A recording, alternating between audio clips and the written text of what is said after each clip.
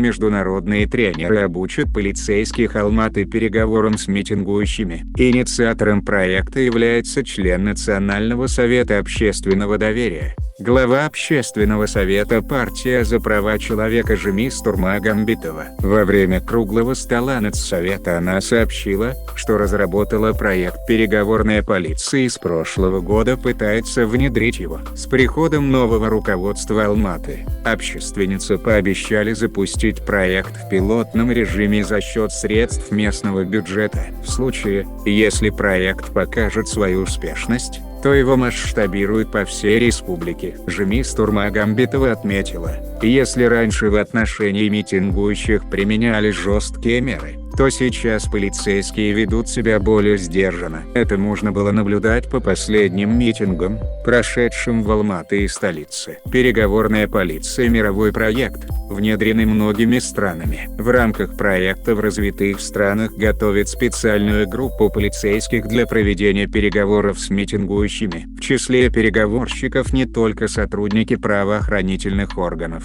но и работники местной власти. Нельзя полицейских противопоставлять обществу, пояснила член Нацсовета. Исполнительный директор Общественного совета партия за права человека подчеркнула, что созданный главой государств Нацсовет не в силах решить все проблемы разом. Для существенных реформ необходимы усилия всего народа, выразила мнение общественница.